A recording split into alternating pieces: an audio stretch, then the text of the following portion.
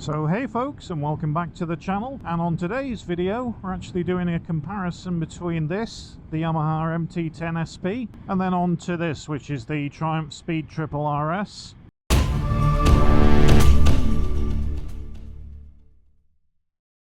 And what we're going to do now, we're going to walk you through the comparison side by side of these two bikes and give you the specs of each. And at the end of the video, we're going to actually be taking them both back to back out for a ride and giving you our final thoughts. So on the Speed Triple RS, we have a inline 3-cylinder engine. This is a 1160cc, and this produces 177 bhp and 125 newton meters of torque. On the Yamaha, this is the cross-plane engine, and this is a 998cc, and this produces 157 bhp and 111 newton meters of torque. So one thing I will say on the Yamaha, I have had an ECU flash and full dyno tune, and I'm actually producing at the back wheel 154 brake horsepower. As you can see, I've got the Akrapovic slip-on, and also it's decatted, whereas on the brand new Triple RS, you've got the cat in place and then the standard exhaust. So the seat height on the Speed Triple is 830 millimeters, whereas the seat height on the Yamaha comes in at 825 millimeters. So just a 5 millimeter difference. Wheelbase of both of the bikes, on the Yamaha it's 1400 millimeter, and then on the Speed Triple you've got 1445, so just 45 millimeters longer in wheelbase. Weight of the bikes, the Yamaha is 210 kilos, whereas the Speed Triple is 198 kilos. So the Speed Triple wins there. So on the fuel tanks, on the Speed Triple you've got 15.5 litres, and this is an electronic fuel cap, not a key fuel cap, with it being electronic ignition. So 15.5 litres, and that uses 6.3 litres per 100 kilometres.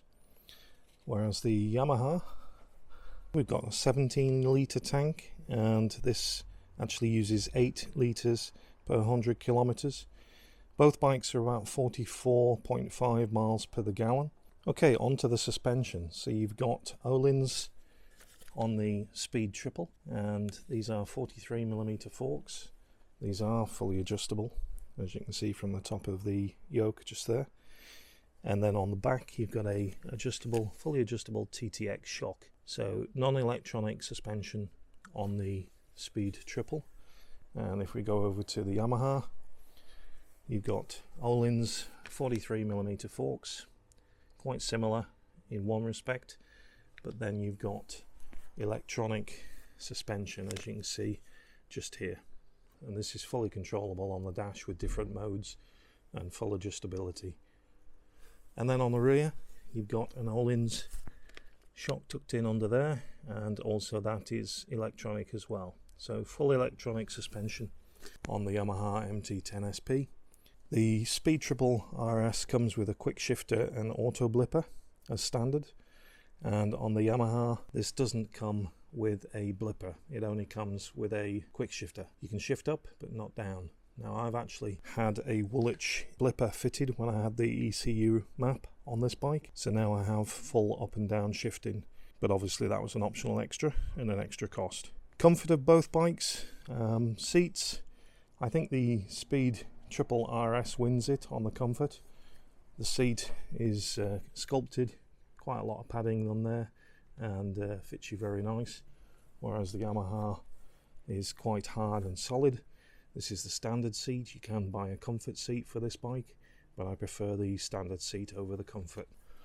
So tyres, you've got on the Speed Triple Metzler RRK3, and if you've seen my previous review on this bike, you'll have noticed that I didn't get on too well in the wet with these tyres, just because of the lack of tread on there, and a bit more dry road or track focused. So on the Yamaha, the bike comes with Bridgestone S20s, and they've probably got S22s on now, with them being the latest generation. But I always switch my bikes to sport touring tyres. So these are the Pirelli GT Angel 2s, and I get about 6,000 miles off these. and as you can see, plenty of tread on there for wet roads. Great in the dry and wet. Okay, on to brakes. So on the Speed Triple RS, you've got MCS levers, Brembo brake reservoir, and also master cylinder. And then you've got the best brakes in the market, which are the Stylema from Brembo, monoblock calipers on the front, 4-pot, and on 320mm discs, 220mm on the rear, and then you've got a twin-pot Brembo caliper on the rear of the bike. So here's where the Triumph trumps the Yamaha. You've got Yamaha 4-pot brakes on the front, the caliper just there, and a lot of people don't like the brakes. Personally, I don't have an issue with the brakes, although they don't come with braided stainless steel lines, whereas on the Speed Triple you get braided stainless steel lines also. So yeah, the Speed Triple RS trumps the Yamaha on brakes. Actually, the suspension on here feels pretty similar. It's not too stiff for the road, and it does feel similar to what is on the Yamaha just here, although the electronic suspension does keep adjusting for the road conditions. The Yamaha trumps it on the suspension, but the brakes, the Speed Triple wins. Now lights, you've got all LED lighting on both bikes. You've got an absolute awesome rear end on the Speed Triple, and then you've got this huge fender extender that they have to have for Euro 5. So you've got integrated indicators on the tail tidy, all LED. And then on the front, this is where both bikes look kind of weird, because you've got the bug eyes on the Triumph. It does have DRLs, little eyebrows that turn on above the lights just now. And then on the Yamaha, you have a LED tail light and indicators. I have put a tail tidy on the Yamaha. And then on the front, I've got some headlight protectors on there, which are ice blue. But as you can see, you've got like eyes on the Yamaha too. So a little bit subjective, the view of these, whether you like it or not, but you soon get used to them. The other thing that I've put on the Yamaha is a little screen, color coded. I've also put a belly pan, which is color coded. I've also put a seat cowl, again color coded, and also a hugger on the back, which is color coded. Okay, switchgear on the Yamaha is my preferred choice over the two. The indicators are a proper push and a push to cancel. These don't have self-cancelling indicators, very tactile. Both bikes have cruise control, and then on this side you've got start stop, and then you've got a menu button for your screen. On the screen we've got my charging pad here for my phone. That's just an accessory from SP Connect. I'll put a link to that in the top right hand corner. And then let's turn the dash on. As you can see here, we've got a full color TFT dash. Really easy to read, really easy to change the modes.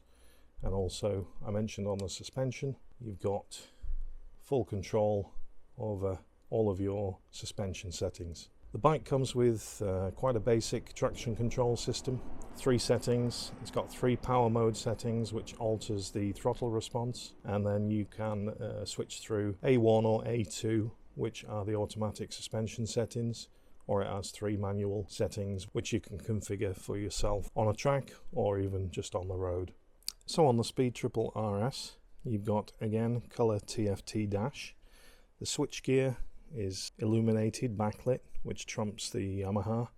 But the indicators, as I've mentioned in the review of this bike, it's like a micro switch. Very little movement either way, and sometimes I press it and I don't actually get the indicators coming on. So, but they are self-cancelable. And the other gripe I have, and the menu button is right underneath the indicators, so I sometimes press that instead. So that's a little bit of a pain. On this side, you've got steering lock, hazard warning lights, on and off, and obviously your home button for your screen. Both screens are really informative. This has a rev counter, it has the miles per hour or kilometers per hour in the center. Then you've got your rider modes. On this bike you've got rain mode, you've got a sport mode, a road mode, a track mode, and all is configurable just there. Obviously it doesn't come with the electronic suspension, but yeah, both screens are pretty configurable. Like I say, this one does come with the My Triumph connectivity app, which can connect to your phone, and then you can have your music on the screen, your telephone, and also turn by turn direction. So that's one advantage. So the handlebar width on both of these bikes, so you've got 792mm on the Speed Triple RS, and then on the Yamaha you've got 800mm, so quite slim and easy to filter through the traffic, both bikes. So there's your Yamaha MT10SP. Like I say, £15,052, difference of £448 over the Triumph Speed Triple RS.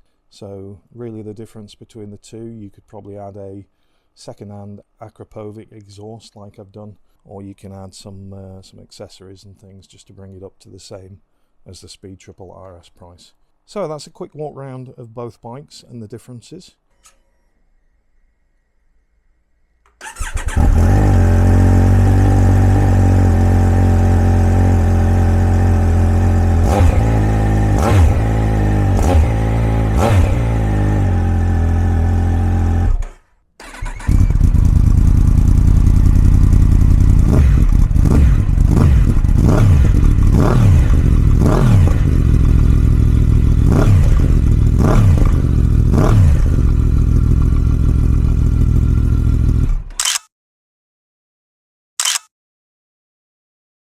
Let's get back out onto the road, put both of these bikes through the paces and see how they differ on the road.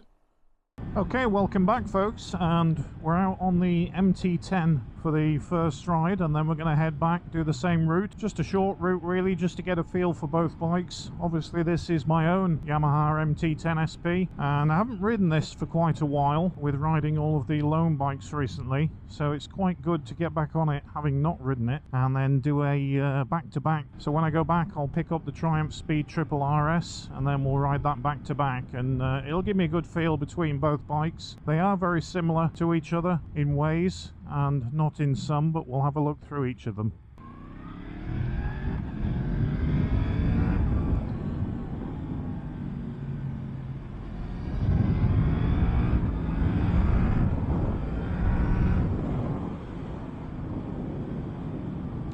So on the Yamaha we have the Woolwich blipper for downshifts, which is great, and the upshifts also with a quick shifter. Now this bike doesn't come with a down blipper. This is something I've added when I had the DCAT and also the Woolwich full dynode ECU reflash, which actually puts out now at 154 bhp at the back wheel, and it also smoothed out the throttle maps on this bike, and that was done by Junction 33 down in Goldgate. So it kind of transformed the bike really.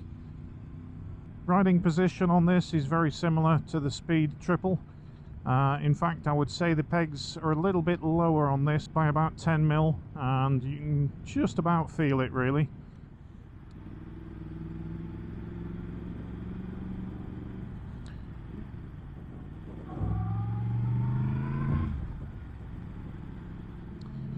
So the seating position also, my back is more upright on this bike. I think you'd leant forward a little bit more on the Speed Triple. Throttle response and things is pretty much the same.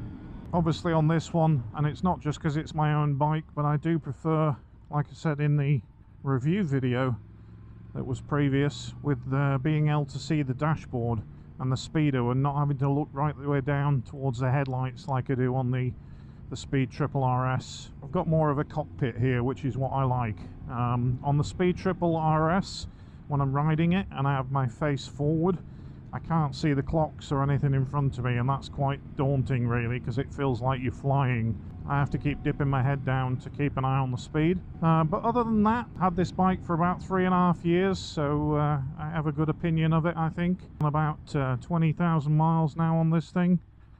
I have actually toured on this bike through Scotland and some of Europe. This is where I think both bikes differ a little bit, whereas the Triumph is more focused as a real scalpel weapon on the road, and with that back end that's on the Triumph, I'm not sure that you could actually fit any panniers to it, whereas the MT10 you can actually get a touring edition with a touring screen, the panniers, and as you can see on this one I've got a rack which fits a top box, so when I do transform into touring mode I put all the accessories on and go touring on it. So this for me has been an awesome bike in the last 3.5 years. No plans in selling it whatsoever, and it's pretty much a do-all bike, whether it be scratching around the lanes,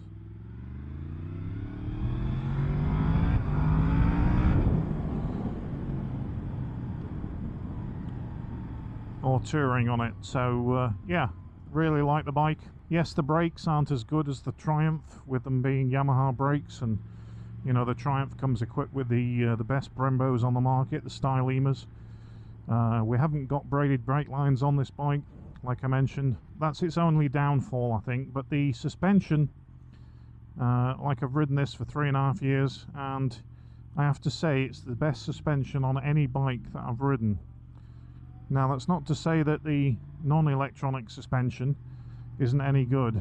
The Triumph does come with Öhlins, and it is, or it feels, pretty much similar ride to this. I do prefer that this bike has a key and not a keyless ignition. I had the battery run down on me on the Triumph while I've had it over the last couple of weeks, and it was quite daunting really. I couldn't open the fuel cap or start the bike at one point until I found that there's a sensor that you can hold the key next to, and then you can turn it on and access all of the fuel and the ignition. I don't see any need for a keyless ignition on a bike really. So I've added quite a few accessories to the MT10SP, and I went through those, but I didn't mention the levers. Now this bike comes with an adjustable brake lever, which is silver, and a non-adjustable clutch lever. And I changed these to TWM, same as the fuel cap manufacturer from Italy, and the brake lever is adjustable, but the clutch lever is not adjustable.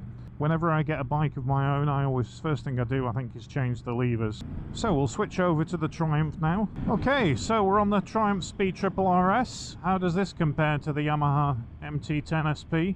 Well, I can tell you this much: while in the previous reviews, having not ridden them both back to back, and only off memory really, because I haven't ridden my Yamaha for some time now, the suspension, while it is really dialed in on this bike, and it's not too hard like most are saying on other reviews, but you can feel every little bump through your wrists and through the bike.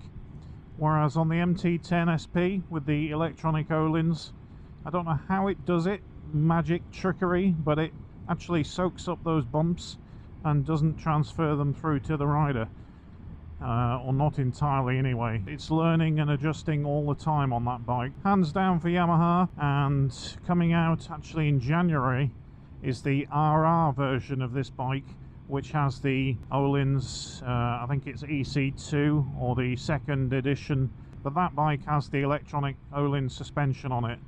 So I think that'll be a huge improvement over what's on this bike, but it's only available on the RR version. So stick around, stay tuned for that. Hopefully there'll be a launch this winter and we'll get to ride it. Okay, fuel lights just come on. The brakes are far superior, as I mentioned, to the Yamaha. Best components. Triumph are very good at that actually, at putting Brembos and the best brakes on most of their bikes. And the chassis on this bike, I would have to say it's probably one of the best out there today. And while the Yamaha has the R1 chassis and similar swing arm, this is absolutely fantastic.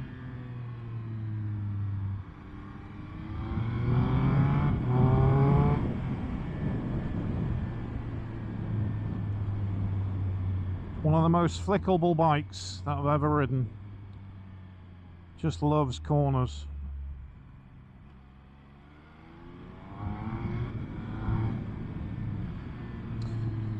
And I have to say the quick shifter and blipper is far superior as well to the Yamaha.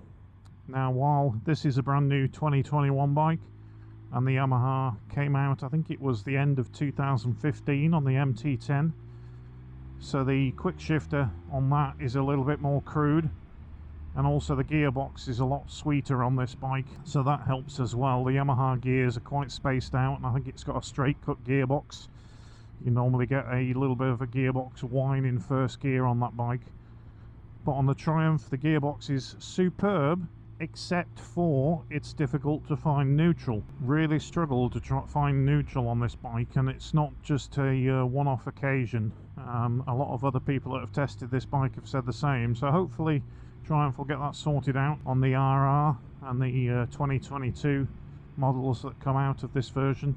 But yeah, absolute blinding bike, and for the money they're both comparable really, price wise and power wise. Riding them back to back, I think the Yamaha feels more powerful than this bike, but to be honest they both pretty much are missiles. Now while you can ride them really nice and slow and at a steady pace, they also fly. I think the Yamaha feels quicker because it's not as intrusive on the electronics as much as this bike. This is a good corner because there's loads of bumps on this corner, and it really unsettles the bike, and you certainly feel them more than on the Yamaha. But yeah, what a beautiful bike, and thank you for Triumph for kindly loaning me this bike. I've really enjoyed my time on it and reviewing it for you guys. Would I own one? Yes, I would. The one thing that kills it for me is that front end. No dash or no presence at the front end. It's a little bit more sporty position, a little bit more weight on your wrists than the Yamaha. But yeah, the dashboard for me, not the layout or the TFT, it's just too far down and I can't see it when I'm riding normally, unless I duck my head down.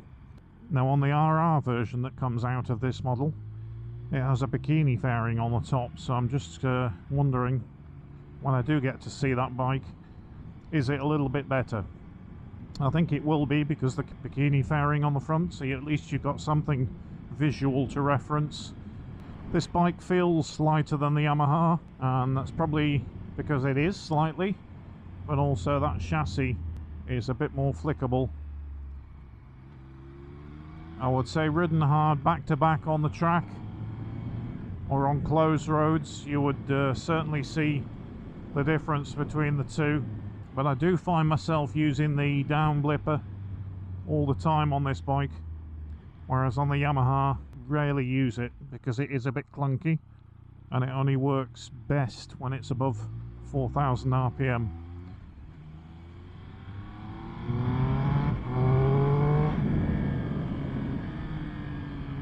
What a bike, absolute beauty.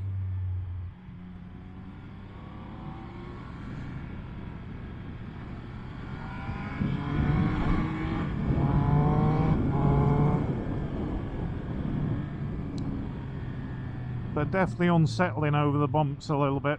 Imagine if this had the electronic suspension on. Now if they're going to put it on the RR version, will they actually filter it down and put it on this for the end of 2022? Who knows.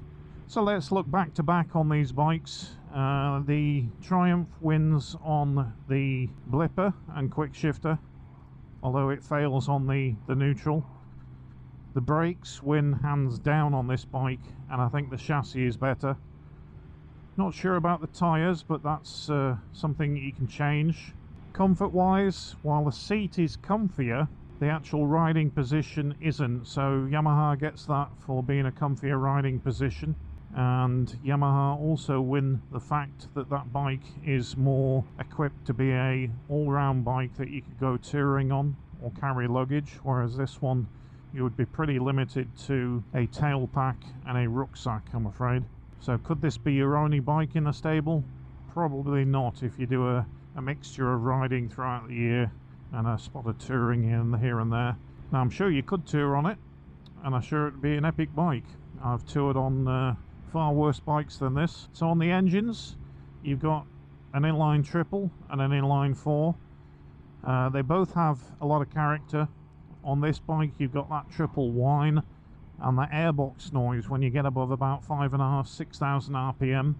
I think if you were to add a different can on this, the bike would sound immense. Absolutely lovely. And when you bang in through the gears on the quick shifter, it's just beautiful. Couldn't be better. I think on the Yamaha, with the way I've got it set up with the Decat and the Akrapovic, between that and the V4 Aprilia and the Tuono as the naked bike, I think the Yamaha crossplane engine is the best sounding bikes out there currently in their class. So yeah, Yamaha tick for that one on noise and how the bike makes you feel just because of that noise. Headlights, could you get used to the bug eyes on this? I think you could. And also I do love the DRL, the running lights that look like little eyebrows above the headlights. I did get used to the Yamaha front headlights quite quick. That was quite a radical change for Yamaha when they came out with the MT10 late 2015. You either loved it or hated it, and I got used to that pretty quick. You can just see the DRLs now in the van reflection in front. Very bright, very nice. So yeah, I think my conclusion is there's good and bad points with both bikes. I think the build quality on this Triumph and most of the Triumphs nowadays is second to none. I would even put this bike's build quality ahead of the Yamaha, even though I've owned the Yamaha for 3.5 years and I do look after my bikes very well, and I've kept it in tip-top condition. I think the build quality and even just the welding and things on the frames on these bikes is beautiful. So I would say probably on par with build quality currently. For me, which one would I have if I was offered both bikes? I would definitely stay with the Yamaha just now, but who knows, maybe the RR version might tease me away when that comes out in January. And if you're thinking of either of these bikes, then I would suggest go and test ride them, get your own thoughts. Everybody's different, it's only my opinion. So yeah, thanks for tuning in, guys, and we'll be back with another video soon. We've got the Triumph Scrambler 1200 XE coming on the channel shortly, and I'll look forward to taking that on and off-road. And also we've got something else coming to the channel which I wouldn't normally ride really or think of riding. It was offered to me by a manufacturer, and it's a very well-known brand from the US. Not going to say any more. But yeah, thanks again, and if you're not a subscriber to the channel, don't forget to hit that subscribe button and ding that bell for future videos coming up, and I'll catch you on another one soon, guys. Take care.